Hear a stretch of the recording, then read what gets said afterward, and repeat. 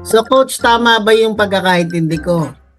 Halimbawa, kung iba-block time mo siya, kung gigising ka ng 7 tapos naka-block ka ng 8 na magkakape, eh nagising ka alas 59 na, so hindi ka na magkakape.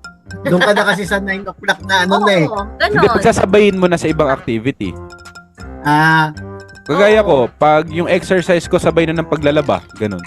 O kaya kumakain ako, hanggang nagpo-push up. Yung nakalagay yung plato, ganun push up ako. Kasi May na-late kagising na ha. Masayang Q&A session with our sales coaching program for insurance team in Canada.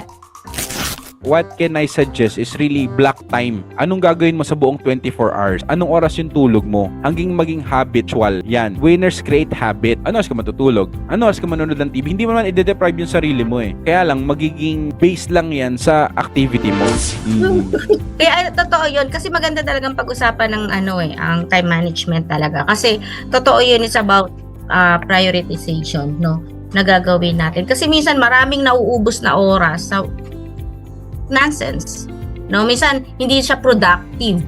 Nagiging na lang kasi nasa comfort zone ang gusto mo. Yes. Nanood ka na lang ng TV buong maghapon. Parang ano nangyari sa iyo? Ano natutunan mo, no? Yes.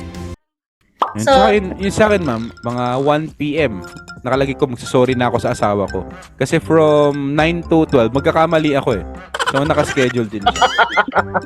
So, context muna. Kaya nahihirapan maging productive yung isang tao, it's because akala nila mamamanage nila yung time nila. Hindi po na manage yung time kasi ang management nakokontrol mo, di ba? Kaya ang manager ka eh. You are in control of everything.